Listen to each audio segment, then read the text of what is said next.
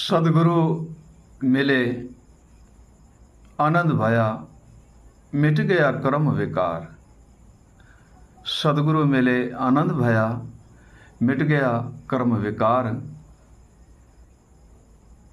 सार सार समझाए दिया गुरु, सार सार समझाए दिया गुरु, अविगत नाम अपार।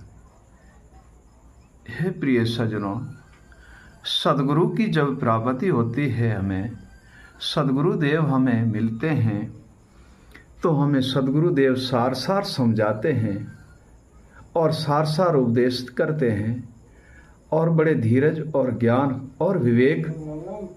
हे प्रिय सज्जनों, जिनके ध्यान और विवेक और शब्द इन सबको एकांत में हमें सदगुरुदेव की दया और कृपा से प्राप्त होता है।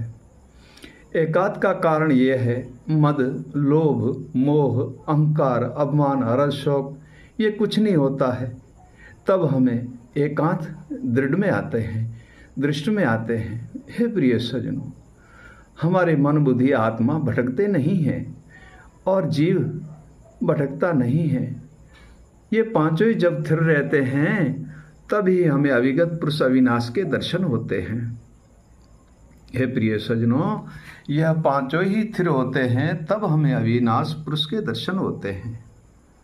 सतीय पुरुष कबीर कहते हैं, अविगत सैन का भेद है, अविगत सैन का भेद है, गुरु सत सत कहे समझाए। अविगत सैन का भेद है, गुरु सत सत कहे समझाए। परम तत्व में लीन करे। साहिब कहते हैं, परम तत्व में गुरु लीन करे और परम पदार्थ पाए। हे प्रिय सज्जनों, सदगुरुदेव की सतीय अविगत सैन है। सदगुरुदेव भिन्न भिन्न प्रकार से समझाते हैं और आत्मा से, वाणी से, ज्ञान से, विवेक से, गुरु स्मरण से, गुरु भजन से, गुरु शब्द से और सैन से। हे प्रिय सज्जनों, सदगुरुदेव इसी संसार में परोपकारी